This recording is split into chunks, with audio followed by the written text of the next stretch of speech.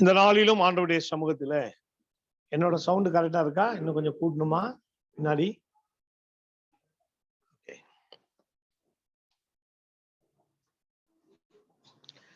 இந்த நாளிலும் ஆண்டவருடைய சமூகத்திலே நாம் வந்தவரை தொழுது கொள்ள ஆண்டவர் நமக்கு உதவி செய்திருக்கிறார். ஆண்டவராகிய இயேசு கிறிஸ்துவினுடைய பிறப்பை நாம் கொண்டாடி கொண்டிருக்கிறோம். और हम अभी यीशु मसीह के जन्मदिन को मना रहे हैं, मनाने की तैयारी कर रहे हैं. எனவே ஆண்டவர் நமக்காக வந்ததன் நோக்கத்தை நாம் கடந்த வாரத்திலே சிந்தித்து வருகிறோம். கடந்த வாரத்திலிருந்து और पिछले हफ्ते से हम इस बातों का मनन कर रहे हैं कि जो प्रभु यीशु मसीह इस दुनिया में आया उसका क्या उद्देश्य था. ஏசாயா 9ஆம் அதிகாரம் 6வது வசனத்தின் அடிப்படையிலே நாம் கடந்த வாரத்திலே சிந்தித்தோம். और पिछले हफ्ते में हमने यशायाह नबी की पुस्तक उसके 9वें अध्याय से हमने कुछ बातों का मनन किया. இது ஆண்டவர் நமக்கு கொடுத்திருக்க வாக்குத்தத்தமும் கூட. और यही हमारे इस महीने का वाचा का वचन भी था. நமக்கு ஒரு பாலகன் பிறந்தார். क्योंकि हमारे लिए एक बालक उत्पन्न हुआ. நமக்கு ஒரு குமாரன் கொடுக்கப்பட்டார். हमें एक पुत्र दिया गया है. கர்த்தத்துவம் அவர் தோளின் மேல் இருக்கும். और प्रभुता उसके कांधे पर होगी. அவர் நாமம் அதிசயமானவர். उसका नाम अद्भुत युक्तिकर्ता, ஆலோசனை கர்த்தா, पराक्रमी வல்லமையுள்ள தேவன், अंतकाल का पिता, நித்திய பிதா, சமாதான பிரபு எனப்படும். और शांति का राजकुमार रखा जाए. தாவீதின் சிங்காசனத்தையும் அவனுடைய ராஜ்யத்தையும் அவர் திடப்படுத்தி அதை இது முதற்கொண்டு என்றென்றைக்கும் நியாயத்தினாலும் நீதியினாலும் நிலைப்படுத்தும்படிக்கு அவருடைய கர்த்தத்துவத்தின் பெருக்கத்துக்கும் அதன் சமாதானத்துக்கும் முடிவில்லை. சேனைகளின் கர்த்தருடைய வைராகியம் இதை செய். और उसकी प्रभुता सर्वदा बढ़ती रहेगी और उसकी शांति का अंत ना होगा. इसलिए वह उसको दाऊद की राजगद्दी पर इस समय से लेकर सर्वदा के लिए न्याय और धर्म के द्वारा स्थिर किए और संभाले रहेगा. सेनाओं के यहोवा की धुन के द्वारा यह हो जाएगा. எனவே கடந்த வாரத்திலே நாம் ரெண்டு விஷயங்களை நாம் சிந்தித்தோம். और पिछले हफ्ते हमने दो बातों के बारे में मनन किया. நமக்கு ஒரு பாலகன் பிறந்தார், நமக்கு ஒரு குமாரன் கொடுக்கப்பட்டார். ये हमारे लिए एक बालक उत्पन्न हुआ और हमें एक पुत्र दिया गया. நமக்காக தேவன் பாலகனாகவும் குமாரனாகவும் பிறந்ததன் அந்த ரகசியத்தை நாம் கடந்த வாரத்திலே நாம் சிந்தித்தோம். और पिछले हमने इन बातों का मनन किया जो प्रभु हमारे लिए बालक के रूप में जन्म लिया और हमें जो पुत्र दिया गया उसके पीछे उद्देश्य क्या था. அதனாலே நாம் பெற்றுக்கொண்டிருக்கிற ஆசீர்வாதங்கள் என்னென்ன என்று சொல்லி நாம் சிந்தித்தோம். और उनके द्वारा हमने किन आशीषों को प्राप्त किया उस बारे में भी हमने मनन किया. இன்றைக்கு நாம் ஒரு காரியத்தை நாம் சிந்திப்பது நமக்கு அது பிரயோஜனமாக இருக்கும். और आज हम एक बात का मनन करेंगे वो हमारे लिए आशीष का कारण होगा. அதுக்கு அடுத்தது வேதம் சொல்கிறது கர்த்தத்துவம் அவர் தோளின் மேல் இருக்கும். और उसके बाद जो वचन कहता है प्रभुता उसके कांधे पर होगी. The government shall be upon his shoulder. और जो प्रभुता जो राज्य है उसके कंधे पर होगा. இங்கே 7வது வசனத்தினுடைய கடைசி பகுதியை நாம் பார்க்கும்போது அவருடைய கர்த்தத்துவத்தின் பெருக்கத்துக்கும் அதன் சமாதானத்திற்கும் முடிவில்லை. और यहाँ जब हम 7वें वचन में देखते हैं उसकी प्रभुता सर्वदा बढ़ती रहेगी और उसकी शांति का अंत ना होगा. எனவே பிரியமானவர்களே, இந்த காலை நேரத்திலே நம் ஆண்டவர் நமக்காக இந்த பூமியிலே பிறந்திருக்கிறார். வேதம் சொல்லுகிறது தேவன் நமக்காக ஒரு குமாரனை கொடுத்தார், ஒரு பாலகனை கொடுத்தார். और सुबह हम देखते हैं कि प्रभु यीशु मसीह ने इस धरती पर जन्म लिया और प्रभु ने अपने बेटे को एक बालक एक पुत्र के रूप में इस धरती में दिया. தேவன் நமக்கு ஒரு குமாரனை கொடுத்தார். और परमेश्वर ने हमारे लिए एक पुत्र को दिया. ஒரு சோப்பலாங்கியான ஒரு குமாரன் அவர் கொடுக்கல. நானே அது என்னன்னு யோசிச்சேன். சோப்பலாங்கி என்ன சொல்ல? சோப்பலாங்கினா ஆல்சி. ஒண்ணுக்கும் உதவாதுவேன். एक आलसी पुत्र को जो किसी काम का नहीं था ऐसा पुत्र को नहीं भेजा. வேதம் சொல்லுகிறது ஆளுமை நிறைந்த ஒருவரை தேவன் நமக்காக கொடுத்தார். और वचन कहता है एक अधिकार प्रभुता करने वाले एक पुत्र को उसने हमको दिया. हालेलुया. हालेलुया. கர்த்தத்துவம் அவர் தோளின் மேல் இருக்கும். और प्रभुता उसके कांधे पर होगी. தோள் என்பது அது வலிமையையும் அதிகாரத்தையும் குறிக்கிற ஒரு விஷயம். और जो कांधा है वो बल और अधिकार को दर्शाता है. கிரேக்கத்திலே ஒரு பெரிய ஒரு நம்பிக்கை உண்டு. और ग्रीक में एक बहुत बड़ी मान्यता है उनके बीच में. கிரேக்க ஒரு கதை உண்டு, நம்ம எல்லாருக்குமே தெரியும். और एक कहानी है उन लोगों में प्रचलित. இந்த உலகத்தை ஒருத்தர் தோள் மேல சுமந்து ஹெர்குலஸா தெரிஞ்சவங்க தான் சொல்லுங்களேன். அட்லஸா இல்ல ஒரு தோல் மேல, அதாவது இந்த உலகமே இந்த பூமியே அட்லஸ் என்கிற ஒரு நபர் தன்னுடைய தோல்ல சுமந்துட்டு இருப்பதாக கிரேக்க கதை உண்டு.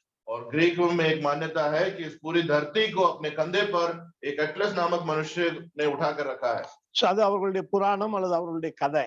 और वो उनका पुराणत्व है, उनकी कथा है। ஆனால் இங்கே வேதம் சொல்லுகிறது, அதாவது தோல் என்பது அந்த என்னது ஒரு வலிமையையும் ஒரு அதிகாரத்தையும் குறிக்கிற ஒரு விஷயம். और यहाँ हम देखते हैं कि जो कंधा है वो एक बल को और एक प्रभुता को दर्शाता है। எனவே இங்கே ஆண்டவர் சொல்லுகிறார், இங்கே வேதம் சொல்லுகிறது கர்த்தத்துவம் அவர் தோளின் மேல் இருக்கும். और यहाँ प्रभु वचन में कहता है कि जो प्रभुता है उसके कांधे पर होगा। அதனுடைய அர்த்தம் என்னன்னு சொன்னா, அவர் எல்லா அதிகாரங்களையும் உடையவராய், சகலத்தையும் செய்யக்கூடிய வலிமை உடையவராய், ஆளுகை செய்கிறவராய், அரசாட்சி செய்கிறவராய் இருப்பார். और उसका अर्थ है कि उसके पास सारे अधिकार होंगे, राज्य करने की सारी ताकत, सारी शक्ति उसके पास होगी। எனவே பிரியமானவர்களே, தேவன் நமக்காக அனுப்பின குமாரனாகிய இயேசு அவர் வலிமையும் வல்லமையும் அதிகாரம் உடையவராய் நமக்காக இந்த பூமியிலே செயல்படுகிறார். और जो प्रभु ने हमारे लिए यीशु मसीह को भेजा, वो अधिकार करने वाला और सारी शक्तियों के साथ हमारे बीच में राज करने वाला इस पृथ्वी पर। எனவே கர்த்தத்துவம் அவர் தோளின் மேல் இருக்கும். इसलिए प्रभुता उसके कांधे पर होगी। எனவே இந்த காலை நேரத்துல ஒரு 5 விஷயங்களை நாம் சுருக்கமாக சிந்திப்பது நமக்கு அது பிரயோஜனமா இருக்கும். और इस सुबह के समय में हम कुछ 5 बातों को संक्षिप्त में ध्यान करेंगे। எனவே கர்த்தத்துவம் என்று சொல்லும்போது அரசாங்கம், ஆளுமை, அதிகாரம் எல்லாமே கவர்மெண்ட். और जब हम प्रभुता की बात करते हैं तो उसमें राज्य, अधिकार, सारे शक्तियों को उसमें दर्शाता है। எனவே தேவன் நமக்காக அனுப்பின குமாரன், he has authority over demons. और जिस परमेश्वर ने जिस पुत्र को भेजा उसको राक्षस के ऊपर अधिकार दिया गया। ஹல்லேலூயா. எனவே நமக்காக அனுப்பப்பட்ட குமாரனாகிய இயேசு கிறிஸ்து, வசனம் சொல்லுகிறது கர்த்தத்துவம் அவர் தோளின் மேல் இருக்கும்.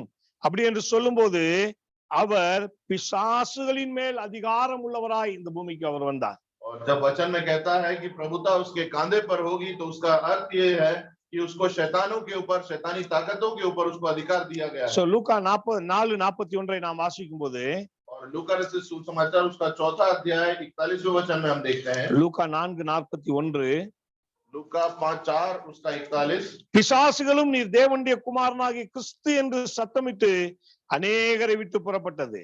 और दुष्ट आत्माएं भी चिल्लाती और यह कहती हुई कि तू परमेश्वर का पुत्र है, बहुतों में से निकल गई। அவரை கிறிஸ்து என்று பிசாசுகள் அறிந்திருந்தபடியால் அவர் அவைகளை பேச விடாமல் அதட்டினார். पर वह उन्हें डांटता और बोलने नहीं देता था, क्योंकि वे जानती थी कि वह मसीह है। எனவே பிரியமானவர்களே, கர்த்தத்துவம் அவர் தோளின் மேல் இருக்கும். इसलिए हे प्रियो, प्रभुता उसके कांधे पर होगी। பிசாசுகளுக்கு அவர் யார் என்று தெரியும். और शैतानी ताकतों को ये मालूम है कि वो कौन है। எனவேதான் இங்கே நாம் அப்போஸ்தலர் நடபடிகளிலே பார்க்கும்போது பிசாசு அந்த எனது ஆசாரியர்களுடைய அந்த 2 மகன்களை பார்த்து சொல்றது, எனக்கு பவுலும் தெரியும், இயேசுவும் தெரியும், நீ யாருன்னு கேட்டுச்சு. और यहाँ हम प्रेरितों के काम में देखते हैं कि शैतान याजकों के 2 पुत्र को देखकर कहता है कि मैं जानता हूँ कि पौलुस कौन है और मैं ये भी जानता हूँ कि यीशु मसीह कौन है। ஹல்லேலூயா. எனவே பிரியமான கர்த்தத்துவம் அவர் தோளின் மேல் இருக்கும். और इसलिए प्रियो, प्रभुता उसके कांधे पर। பிசாசின் எல்லா அதிகாரங்களையும் மேற்கொள்ளக்கூடிய இந்த ஆளுமையோடு இயேசு இந்த உலகத்திற்கு வந்தார். और शैतानी ताकत, शैतान के ऊपर सारे अधिकार रखते हुए यीशु मसीह इस धरती पर आए। லூக்கா 10:17 பார்க்கும்போது, और लूका उसका 10वां अध्याय 17वें वचन में हम देखते हैं, இங்கே ஆண்டவர் தன்னுடைய ஊழியத்திற்கு 70 பேரை அனுப்பிச்சார். और परमेश्वर ने यहाँ सेवकाई के लिए 70 लोगों को भेजा। அவர்கள் 70 பேரும் ஊழியத்தை முடித்து திரும்பி வந்து, और वो 70 चेले जो अपनी सेवकाई को खत्म करके लौटे, 17வது வசனம் சொல்லுகிறது, 17वां वचन कहता பின்பு है, அந்த 70 பேரும் சந்தோஷத்தோட திரும்பி வந்து, ஆண்டவரே உம்முடைய நாமத்தினாலே பிசாசுகளும் எங்களுக்கு கீழ்ப்படுகிறது என்றார்கள். और वे 70 आनंद करते हुए लौटे और कहने लगे, हे प्रभु, तेरे नाम से दुष्ट आत्मा भी हमारे वश में है। ஹல்லேலூயா. ஹல்லேலூயா. பிரியமானவர்களே, இயேசு இந்த பூமியில பிறந்ததுனால பிசாசின் மேலும் அதன் வல்லமையின் மேலும் தேவன் நமக்கு அதிகாரம் கொடுத்திருக்கிறார். ஒரு அல்லேலூயா சொல்லு. और क्योंकि यीशु मसीह ने इस धरती पर जन्म लिया, इसलिए शैतान के अधिकारों और उसके सारे कार्यों के ऊपर परमेश्वर ने हमें अधिकार दिया। லூக்கா 10:19 நாம் பார்க்கிறோம். और लूका 10 उसके 19 में हम देखते हैं, அங்கே அந்த 70 பேர் வந்து சொல்றாங்க, ஆண்டவரே உம்முடைய நாமத்தினாலே பிசாசுகளும் எங்களுக்கு கீழ்ப்படுகிறதே. और यहाँ जो 70 लोग आके कहते हैं कि प्रभु तेरे नाम से दुष्ट आत्मा भी हमसे हमारे वश में है। 19வது வசனத்துல ஆண்டவர் சொல்றாரு, இதோ சர்ப்பங்களையும் தேள்களையும் மிதிக்கவும் சத்துருவினுடைய சகல வல்லமையும் மேற்கொள்ளவும் உங்களுக்கு அதிகாரம் கொடுக்கிறேன். அல்லேலூயா. और 19 में हम देखते हैं कि देखो मैंने तुम्हें सांपों और बिच्छुओं को रौंदने का और शत्रु की सारी सामर्थ पर अधिकार दिया है। என்னிடத்தில் அதிகாரம் இருந்தால் மாத்திரமே அதை நான் மற்றவர்களுக்கு பகிர்ந்து கொடுக்க முடியும். और अगर मेरे पास कुछ अधिकार होगा तो ही मैं अपने सब किसी को उस अधिकार को दे सकता இல்ல हूँ। நாம் நிறைய இடங்கள்ல பார்க்கிறோம் ஆன் பிகாஃப் ஆஃப். और हम बहुत जगह देखते हैं कि इनके द्वारा நம்ம செல்ல முடியாத இடத்திற்கு நாம் இன்னொருவருக்கு அதிகாரம் கொடுத்து அனுப்ப முடியும். நான் வர முடியல, இவரெல்லாம் பாத்துக்குவார். और जहां हम नहीं जा पाते वहां अपने अपने द्वारा हम किसी और को भेजते हैं कि ये मेरे प्रतिनिधि के रूप में जाएंगे। நமக்கு அதிகாரம் இருந்தால்தான் அந்த அதிகாரத்தை நாம் மற்றவர்களுக்கு வழங்க முடியும். और अगर हमारे पास अधिकार होगा तो ही हम दूसरों को अधिकार दे सकते हैं। இங்கே ஆண்டவர் சொல்லுகிறார், சத்துருவின் சகல அதிகாரங்களை மேற்கொள்ள உங்களுக்கு நான் அதிகாரம் கொடுக்கிறேன். और यहाँ यीशु मसीह कहता है शत्रु की सारी सामर्थ का अधिकार मैंने तुम्हें दिया है। 1 யோவான் 3:8 நாம் பார்க்கிறோம். पहला यूहन्ना उसका 3 और 8वें वचन में हम देखते हैं 3:8 இங்கே வேதம் சொல்லுகிறது, பிசாசினுடைய கிரியைகளை அழிக்கும்படிக்கே தேவனுடைய குமாரன் வெளிப்பட்டார். और यहाँ 8वें वचन में लिखा है परमेश्वर का पुत्र इसलिए प्रकट हुआ कि शैतान के कामों का नाश करे। हालेलुया. எனவே கர்த்தத்துவம் அவர் தோளின் மேல் இருக்கும். और इसलिए प्रभुता उसके कांधे पर हो। எனவே நமக்காக வந்த இயேசு இந்த உலகத்தின் அதிகாரங்கள் வல்லமைகள் பிசாசை மேற்கொள்ளக்கூடிய ஒரு அதிகாரம் படைத்தவராய் இந்த பூமிக்கு வந்தார். और जो यीशु मसीह ने इस धरती पर जन्म लिया तो उसके पास शैतान को अधिकार में लाने का, उसको काबू में करने का सारा अधिकार उसके पास। எனவே இந்த பூமியிலே அவர் நமக்காக பிறந்ததினாலே நமக்கும் அந்த அதிகாரம் கொடுக்கப்பட்டிருக்கிறது. और क्योंकि यीशु मसीह ने इस धरती पर जन्म लिया इसलिए सारे अधिकार हमें भी प्राप्त हुए। சோ பிசாசை பார்த்து பயப்பட வேண்டிய அவசியம் இல்லை. கடந்த வாரமே சொன்னேன். और मैं पिछले हफ्ते ही बताया था कि शैतान को देखकर डरने की आवश्यकता नहीं। இயேசு எனக்காக பிறந்திருக்கிறார்னு நம்புகிறவன் எந்த பிசாசை பார்த்தும் பயப்பட வேண்டிய அவசியம் இல்லை. और जो भी जन ये विश्वास करता है कि यीशु मसीह ने मेरे लिए जन्म लिया वो किसी भी शैतान से कभी नहीं डरेगा। இயேசு நமக்குள்ள இருந்தா அது நம்மளை பார்த்து பயந்து ஓடும். ஆமென். अगर यीशु मसीह मेरे अंदर है तो शैतान मुझे देखकर भाग जाएगा। இங்கே வேதம் சொல்லுகிறது, பிசாசு இவர் தேவனுடைய குமாரன் என்பதை அறிந்து ஓடி போனது. और यहाँ वचन कहता है कि शैतान ने ये देखकर कि ये तो परमेश्वर का पुत्र है देखकर भाग गया। வேதம் சொல்லுகிறது, இயேசு எப்படி தேவனுடைய குமாரரோ அதே போல நீங்களும் நானும் தேவனுக்கு பிள்ளைகள். அல்லேலூயா. वचन कहता है जिस तरह यीशु मसीह परमेश्वर का पुत्र है उसी तरह आप और हम भी यीशु मसीह परमेश्वर के पुत्र हैं। எனவே நாம் அவருக்குள் இருப்போமானால் நமக்குள் இருக்கிற இயேசுவை பிசாசு பார்த்து நம்மை விட்டு ஓடிப்போம். और इसीलिए अगर हम परमेश्वर में बने रहे तो हमारे अंदर रहने वाले यीशु को देखकर शैतान भाग जाए। எனவே நாம் ஆராதிக்கிற கடவுள் நமக்காக இந்த பூமிக்கு வந்தவர் ஆளுமை நிறைந்தவராய் நமக்காக வந்தார். और हम जिस परमेश्वर की आराधना करते हैं उसने इस धरती पर एक आधिकारिक रूप से जन्म लिया। சோ கர்த்தத்துவம் அவர் தோளின் மேல் இருக்கும். और इसलिए प्रभुता उसके कांधे पर होगी। எனவே முதலாவது பிசாசின் அதிகாரத்தையும் பிசாசை விட அதிகாரம் பெற்றவராய் இயேசு இருந்தார். और पहली बात जो शैतान से ज्यादा अधिकार यीशु मसीह के पास है। இரண்டாவது और दूसरी बात he has authority over authorities. उसके पास अधिकारों के ऊपर अधिकार था। ஹalleluya. हालेलुया। அதிகாரத்தின் மேல் அதிகாரம் படைத்தவர் அவர். और उसके पास अधिकारों के ऊपर के सारे अधिकार थे। யோவான் 19:10 நம்ம பார்க்கும்போது और यूहन्ना 19 उसके 19 में हम देखें இயேசு சிலுவையிலே அறையப்படும்படிக்கு கைகாலெல்லாம் கட்டப்பட்டவராய் அங்கே பிலாத்துவிற்கு முன்னாடி போய் நிற்கிறார். और यीशु जो है हाथ पैर बांधे हुए क्रूस में चढ़ाने के लिए पिलातुस के सामने खड़े हुए। பிலாத்து என்னென்னலாமோ கேட்டு பார்க்காரு. வசனம் சொல்லுது இயேசு மௌனமா இருந்தார். और पिलातुस ने बहुत से सवाल किए पर वचन कहता है कि यीशु ने मौन धारण சோ रखा। பிலாத்துக்கே ஒரு மாதிரி டென்ஷன் ஆயிடுச்சு, எரிச்சல் ஆயிடுச்சு. और पिलातुस को ये एक बहुत बड़ा ईर्ष्या होने लगी, जलन होने लगी। அப்பொழுது 10வது வசனம் சொல்லுகிறது, वहां 10वां वचन कहता है அப்பொழுது பிலாத்து, इस पर पिलातुस நீ என்னோட பேசுகிறது இல்லையா? मुझसे क्यों नहीं बोलता? உன்னை சிலுவையில் அறைய எனக்கு அதிகாரம் உண்டு என்றும் क्या तू नहीं जानता कि तुझे क्रूस पर चढ़ाने का भी मुझे अधिकार है? உன்னை விடுதலை பண்ண எனக்கு அதிகாரம் உண்டு என்றும் உனக்கு தெரியாதா? और तुझे छोड़ देने का भी अधिकार मुझे है, क्या तू नहीं जानता? எனவே பிலாத்து அந்த தேசத்தின் அதிபதி.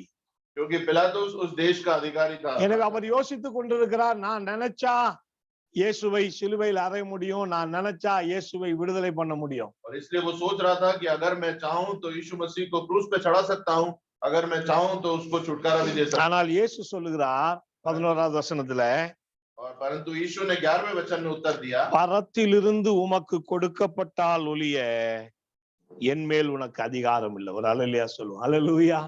11वां वचन कहता है, यीशु ने उत्तर दिया, यदि तुझे ऊपर से न दिया जाता तो तेरा मुझ पर कुछ अधिकार न होता। பரத்திலிருந்து உனக்கு அதிகாரம் கொடுக்கப்படாதிருந்தால் என்மேல் உமக்கு ஒரு அதிகாரமும் இல்லை. और यदि तुझे ऊपर से कुछ ना अधिकार न दिया जाता तो मेरे ऊपर भी तुझ पर कोई अधिकार नहीं है। கர்த்தத்துவம் அவர் தோளின் மேல் இருக்கும். इसलिए प्रभुता उसके कांधे पर होगी। அதிகாரத்தின் மேல் அதிகாரம் உள்ளவர். अधिकारों के ऊपर अधिकार उसके पास। எல்லாம் ஒரு அல்லேலூயா சொல்லுவோம். அல்லேலூயா. हालेलुया। ஐயா, அவர் நமக்காக இந்த பூமியில பிறந்திருக்கிறார். और उसने हमारे लिए इस धरती पर जन्म இந்த लिया। காரியங்களை நல்லா கவனிங்க. और इन बातों पर विशेष ध्यान இந்த दें। உலகத்தின் அதிகாரம், और इस धरती के अधिकार, இந்த உலகத்தின் அதிகாரிகள் நினைப்பது और इस धरती के अधिकारी जो सोचते हैं, நம்முடைய வாழ்க்கையில நடக்காது. और वो हमारे जीवन में कुछ नहीं करेगा। பரலோகம் என்ன நினைக்குதோ जो स्वर्ग में सोचा जाता है, அதான்டா என் வாழ்க்கையில நடக்கும். वही ஒரு அல்லேலூயா சொல்லு. हमारे जीवन में होगा। கரங்களை தட்டி ஆண்டவருக்கு நன்றி சொல்லுவோம். ताली बजाकर परमेश्वर का धन्यवाद। அல்லேலூயா. हालेलुया। இந்த உலகத்தின் அதிகாரிகள் நினைப்பது என் வாழ்க்கையில நடக்காது. பரலோகம் என்னை குறித்து என்ன யோசிக்குதோ அதுதான் என் வாழ்க்கையில நடக்கும். ஒரு அல்லேலூயா சொல்லுவோம். ஆமென். और इस धरती के जो भी अधिकार अधिकारियों के हाथ में है, उनमें से कुछ भी मेरे जीवन में नहीं होगा। இதை जो स्वर्ग में मेरे लिए अधिकार दिए गए वही मेरे जीवन में होगा। அல்லேலூயா. हालेलुया। இத ஒவ்வொரு நாளும் நம்ம ரொம்ப கான்ஃபிடென்ட்டா நம்பணும். और ये इस बातों को हमें प्रतिदिन स्पष्ट रूप से एक अधिकार के रूप से अपने जीवन में நீங்க நினைக்கிறது ஒண்ணு என் வாழ்க்கையில் நடக்க போவது இல்ல. कि आप सोचते हो मेरे जीवन में नहीं होगा। என் ஆண்டவர் என்னை குறித்து பரலோகத்துல என்ன திட்டம் வச்சிருக்கிறாரோ அதான் நடக்க முடியும். और मेरे परमेश्वर ने मेरे बारे में स्वर्ग में जो भी अधिक धारणा रखी है वही मेरे जीवन में होगा। அல்லேலூயா. हालेलुया। எனவே அதிகாரத்தின் மேல் அதிகாரம். इसलिए अधिकारों के ऊपर अधिकार। நாம் அதிகாரங்களுக்கு நாம் கட்டுப்பட வேண்டும் வசனம் சொல்லுது. और वचन कहता है हमें अधिकार के अंदर अधीन रहना है। அதிகாரிகளுக்கு நாம் கீழ்ப்படிய வேண்டும் வசனம் சொல்லுகிறது. वचन कहता है अधिकारियों का हमें आज्ञा पालन करना है। ஆனால் எந்த அதிகாரமும் பரலோகம் அனுமதிக்காம நம்மளை மேற்கொள்வதற்கு அதற்கு அதிகாரம் இல்லை. அல்லேலூயா. और कोई भी अधिकार परमेश्वर स्वर्ग की आज्ञा के बिना हमारे ऊपर अधिकार नहीं कर सकता। புரியுதா நான் என்ன சொல்றேன்னு சொல்லி? ஆமென். आमीन। எனவே கர்த்தத்துவம் அவர் தோளின் மேல் இருக்கும். और इसलिए प्रभुता उसके कांधे पर होगी। அவர் மேல யாரும் அதிகாரம் செலுத்த முடியாது. और उसके ऊपर कोई भी अधिकार नहीं चला। அவர் சகலத்தின் மேலும் அதிகாரம் படைத்தவர். और उसको सबके ऊपर अधिकार दिया। ஏரோது மத்தேயு 2:16. और मत्ती रचित सुसमाचार उसका दूसरा अध्याय 16वां वचन। இங்கே நாம் பார்க்கிறோம் நம்ம வாசித்த வேத பகுதி. और यहाँ हम देखते हैं हमने ये वचन पढ़ा था। மத்தேயு 2:16. मत्ती 2:16। जब हेरोदेस ने यह देखा कि ज्योतिषियों ने उसके साथ धोखा किया है, तब वह क्रोध से भर गया और लोगों को भेजकर ज्योतिषियों द्वारा ठीक ठीक बताए गए समय के अनुसार बेथलेहम और उसके आसपास के स्थानों के सब लड़कों को जो 2 वर्ष के या उससे छोटे थे मरवा डाला। ஏரோது இயேசு குழந்தையை கொலை செய்ய திட்டம் போட்டான். और हेरोदेस ने योजना बनाई कि जो बालक यीशु है उसको मार डालने की युक्ति की। ஆனால் இயேசுவை அவராலே தொடக்கூட முடியல, பார்க்க கூட முடியல. पर यीशु को वो देख भी नहीं सके और मार डालने की बात तो दूर है। ஏரோது உயிரோடு இருந்த வரைக்கும் இயேசு அவர் பார்க்கவே இல்லை. और हेरोदेस जब तक जीवित था तब तक वो यीशु मसीह को नहीं देख पाया। அவருடைய பிறப்பிலும் உலகத்தின் அதிகாரம் ராஜ்யம் அவரை ஒன்றும் செய்ய முடியல. அவருடைய மரணத்திலும் அவரை ஒன்றும் செய்ய முடியல. और उसके पैदा होते समय भी जगत के राज्य अधिकार उसका कुछ नहीं कर सके। और जब उसने मृत्यु को प्राप्त करी तब भी वो अधिकार कुछ नहीं कर पाया। அல்லேலூயா. हालेलुया। அதிகாரத்தின் மேல் அதிகாரம் படைத்தவர். और अधिकारों के ऊपर अधिकार रखने वाला। எனவே நாம் அவருடைய அதிகாரத்திற்குள் அடங்கி இருக்கும்போது உலகத்தின் தந்திரங்கள் அதிகாரங்கள் நம்மை ஒன்றும் செய்ய முடியாது. और जब हम उसके अधिकारों के अधीन रहेंगे तब इस सांसारिक बातों से या अधिकारों से हमें कुछ भी नष्ट नहीं होंगे। எனவே நாம் அந்த நம்பிக்கையில இருக்கணும். और हमें इस विश्वास के साथ रहना है। பரலோகம் அனுமதிக்காம எல்லாரும் சொல்லுங்க, हम सब कहें स्वर्ग की आज्ञा के बिना ஒண்ணும் யாரும் என்ன செய்ய முடியாது. और कोई भी कुछ भी मेरा कुछ नहीं बिगाड़ सकता। ஹalleluya. हालेलुया। சோ பிலிப்பியர் 2:10 2:9. और फिलिपियों की पत्री उसका दूसरा अध्याय 9वां वचन। ஆதலால் தேவன் எல்லாவற்றுக்கும் மேலாக அவரை உயர்த்தி இயேசுவின் நாமத்தில் வானோர் பூதலத்தோர் பூமியின் கீழானோருடைய முழங்கால் யாவும் முடங்கும்படிக்கு பிதாவாகிய தேவனுக்கு மகிமையாக இயேசு கிறிஸ்து கர்த்தர் என்று நாவுகள் யாவும் அறிக்கை பண்ணும்படிக்கும் எல்லா நாமத்துக்கும் மேலான நாமத்தை அவருக்கு தந்தருளினார். यह वचन कहता है इस कारण परमेश्वर ने उसको अति महान भी किया और उसको वह नाम दिया जो सब नामों में श्रेष्ठ है, कि जो स्वर्ग में और पृथ्वी पर और पृथ्वी के नीचे हैं वे सब यीशु के नाम पर घुटने टेके। எல்லா நாமத்துக்கும் மேலான நாமம், और हर नाम से बड़ा नाम, எல்லா அதிகாரத்துக்கும் மேலான அதிகாரம், और हर अधिकार से बड़ा अधिकार। எனவே அந்த அதிகாரம் நமக்கும் கொடுக்கப்பட்டிருக்கிறது. அதைத்தான் நம்ம நம்பணும். और हमें ये विश्वास करना चाहिए कि वो सारे अधिकार हमें भी दिए गए। எனவே இயேசு பிறந்தார்னு அதை கொண்டாடுவது பெரிய விஷயம் இல்ல. और यीशु मसीह ने का जन्म को मनाना बहुत बड़ी बात नहीं है। இயேசு பிறந்ததினாலே நான் பெற்றுக் கொண்டிருக்கிறேன் காரியங்கள் என்ன என்பதை நாம் அறிந்து கொள்வதுதான் ரொம்ப ரொம்ப முக்கியம். और ये ज्यादा जरूरी है कि यीशु मसीह के जन्म के द्वारा हम किन बातों को हमें प्राप्त हुई। எனவே தேவன் நமக்கு அதிகாரம் தந்திருக்கிறார். और परमेश्वर ने हमें अधिकार दिए हैं। மூன்றாவது, तीसरी बात, கர்த்தத்துவம் அவர் தோளின் மேல் இருக்கும். और प्रभुता उसके कांधे पर होगी। நான் டைம் ரொம்ப குறையா இருக்கிறதுனால வேக வேகமா போறேன். और क्योंकि हमारे पास समय कम है इसलिए मैं बहुत जल्दी में जा रहा हूँ। கர்த்தத்துவம் அவர் தோளின் மேல் இருக்கும். और प्रभुता उसके कांधे पर होगी। மரணத்தின் மேல் அவருக்கு ஆளுகையும் அதிகாரமும் இருக்கிறது. और मृत्यु के ऊपर भी उसको अधिकार प्राप्त है। हालेलुया। हालेलुया। மரணம் கூட அவருடைய அதிகாரம் அவரை ஒன்றும் செய்ய முடியாது. और मृत्यु भी उसके सामने कुछ नहीं कर पाई। அவரை நாம் நம்பும் போது மரணம் நம்மை கூட ஒன்றும் செய்ய முடியாது. और जब हम उस पर विश्वास करते हैं तो मृत्यु भी हमारा कुछ नहीं बिगाड़ती। காரணம் வேதம் சொல்கிறது என்னை விசுவாசிக்கிறவன் மரித்தாலும் பிழைப்பான். वचन कहता है जो मुझ पर विश्वास रखते हैं वो मर कर भी जीवित रहते हैं। யோவான் 5:26 நாம் பார்க்கிறோம். और यूहन्ना 5 उसके 26 में हम देखते हैं। இங்க ஆண்டவர் ரொம்ப தெளிவா சொல்றார்.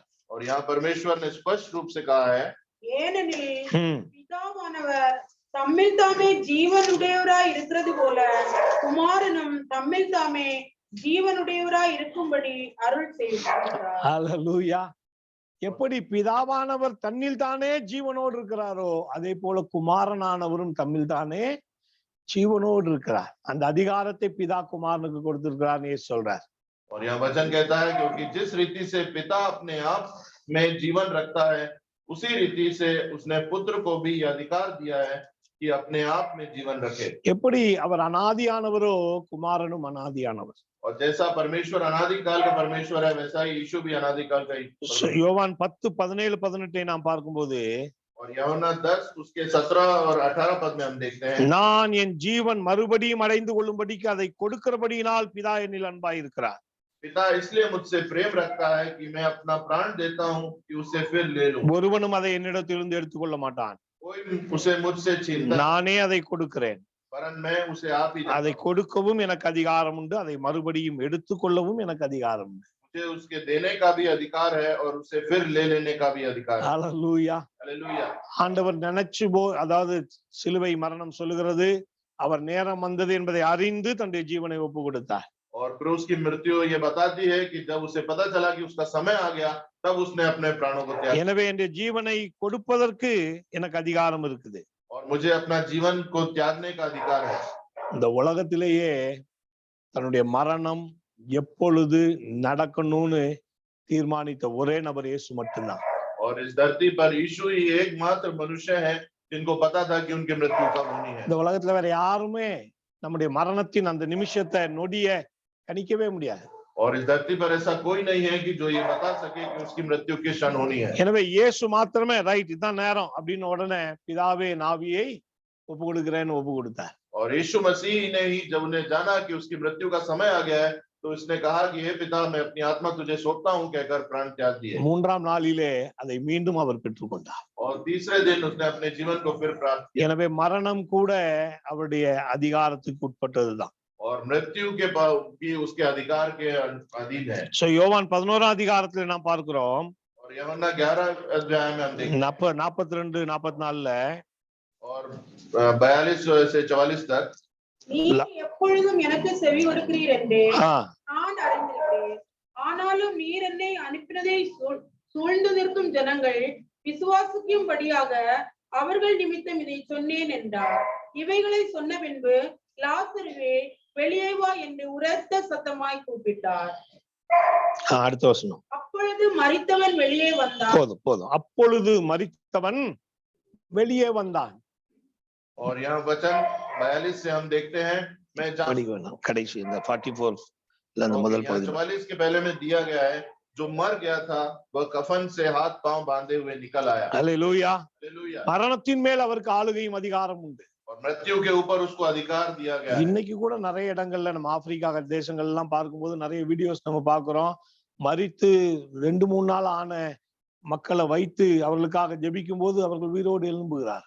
और आज भी हम अफ्रीका के बहुत से वीडियो में देखते हैं कि मृत्यु होने के बाद भी लोग उन्हें 2-3 दिन रखकर जब उनके लिए प्रार्थना करते हैं तो उनका जीवन लौट आता है। ஹalleluya. हालेलुया। எனவே நாம் மரித்தாலும் நமக்கு அந்த மரணத்தின் மேல ஒரு ஆளுகையும் ஜெயத்தையும் இயேசு இந்த பூமியில பிறந்ததினாலே நாம் பெற்றிருக்கிறோம். और यीशु मसीह के इस संसार में जन्म लेने के कारण अगर हम मर भी जाएं तो उस मृत्यु के ऊपर भी हमको अधिकार दिया गया है கர்த்தத்துவம் அவர் தோளின் மேல் இருக்கும். और प्रभुता उसके कांधे पर होगी He has authority over sickness and darkness.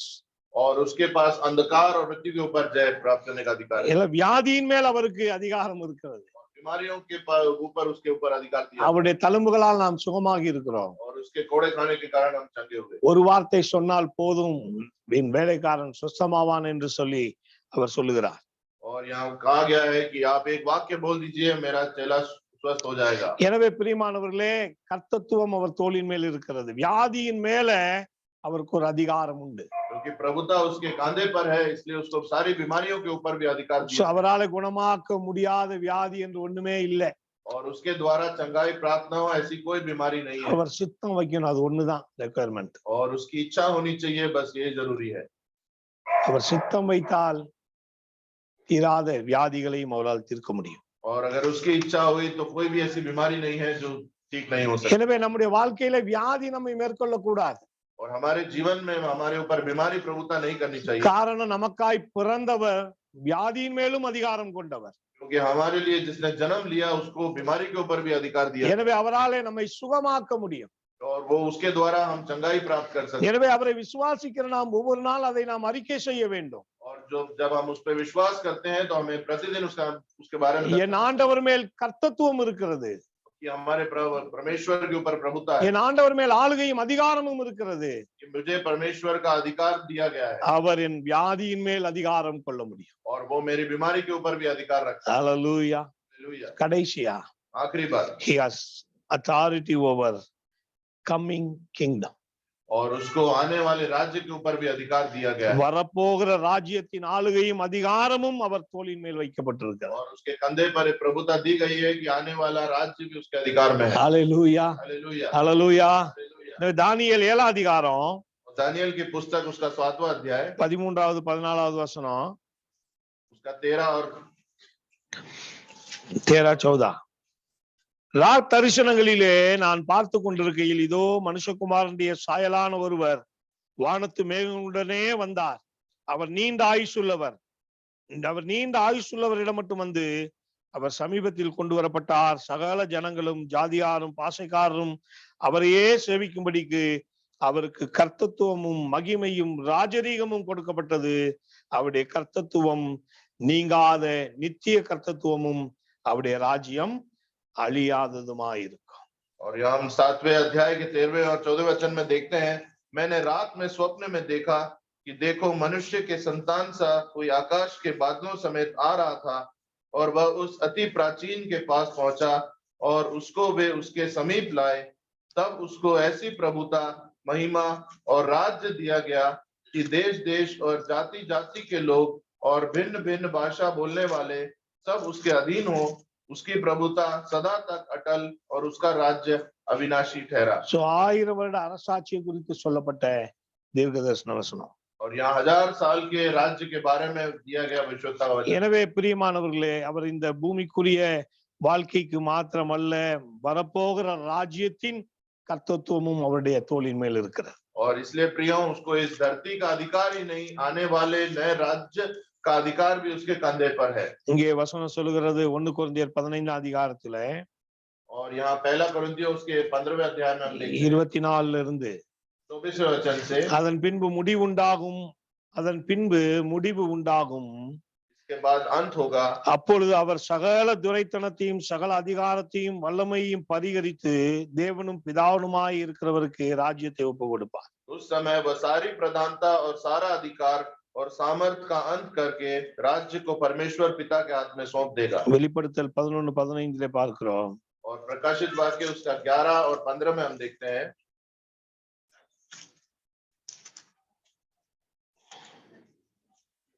जब 7वें दूत ने तुरही फूकी तो स्वर्ग में इस विषय में बड़े बड़े शब्द होने लगे, जगत का राज्य हमारे प्रभु का और उसके मसीह का हो गया और वह युगानुयुग राज्य करेगा।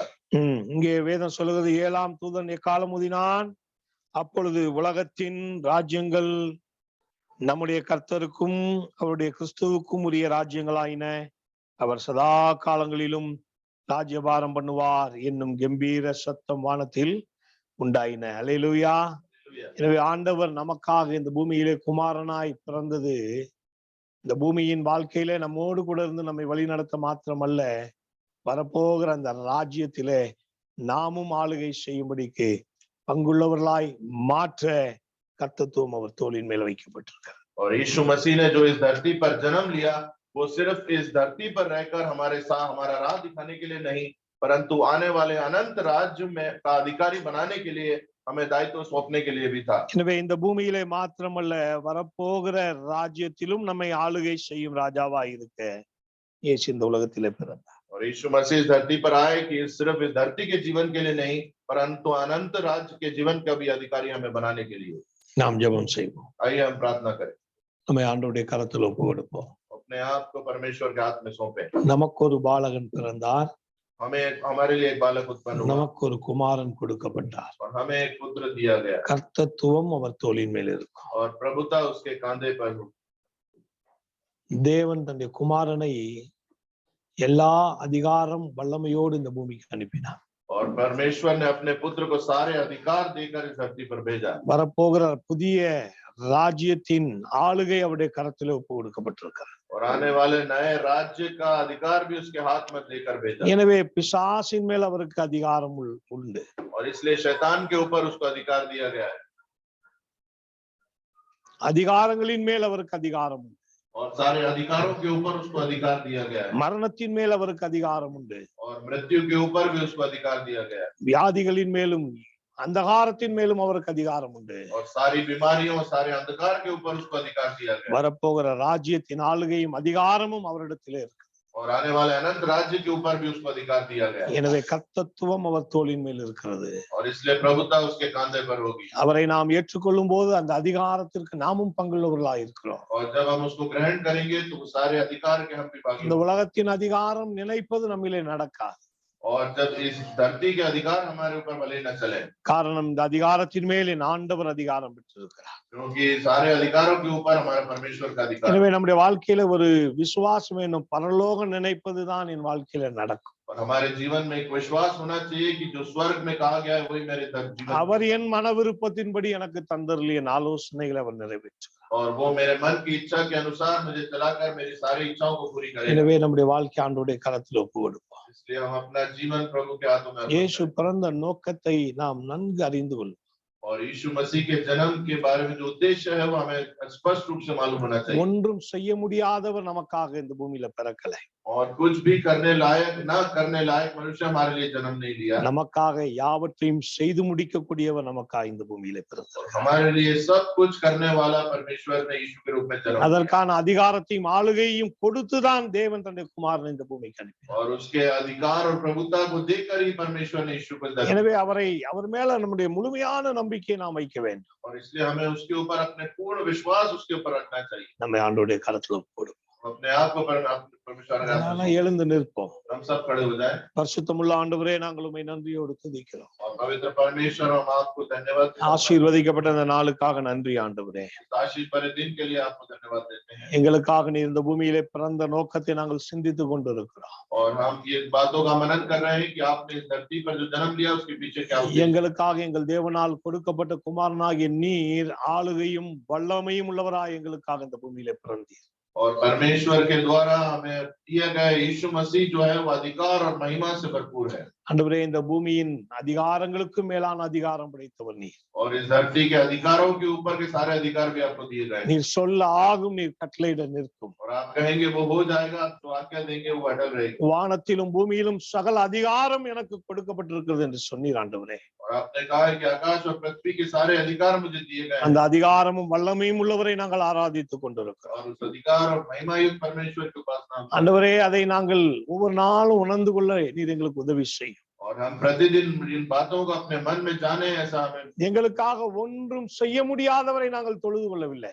और हम ऐसे मनुष्य की उपासना परमेश्वर की उपासना नहीं कर रहे जो कुछ भी नहीं कर सकता। எங்களுக்காக ஒன்றுமே செய்ய திராணி இல்லாத இடத்திலே நாங்கள் ஆண்டவரே முழங்கால் படியிடல.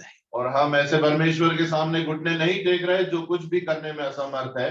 எங்களுக்காக யாவற்றையும் செய்து முடிக்கக்கூடிய ஆளுகை பெற்றவரை நாங்கள் ஆராதித்துக் கொண்டிருக்கிறோம். परंतु हम ऐसे परमेश्वर की उपासना कर रहे हैं जो हर बातों में हमें सहायक करने के लिए तत्पर है। எங்களை முற்றிலுமாய் ஒப்பு கொடுக்கிறோம் சுவாமி. और हम पूर्ण रीति से अपने आप को अर्पण இந்த கிருபையிலும் இந்த விசுவாசத்திலும் அதிகமா இந்த உடைய பிறப்பை நினைவுறுகிற இந்த நாட்கள்ல நாங்கள் வளர உதவி செய்யும். और आपकी कृपा और आपके विश्वास में आपके जन्मदिन के समय में हम अपने आप को बढ़ाते जाएं। இந்த ஆராதனைக்கு வந்திருக்கிற உங்களுடைய பிள்ளைகள் ஒவ்வொருவரையும் ஆசீர்வதியும். और इस कलीसिया में आराधना में उपस्थित सारे लोगों पर आपकी आशीष இந்த बनी। கிருபையிலும் இந்த ஆளுமையிலும் ஒவ்வொருவரும் வளர உதவி செய்யும். और आपके अधिकारों में आपकी कृपा में सब लोग बढ़ते जाए।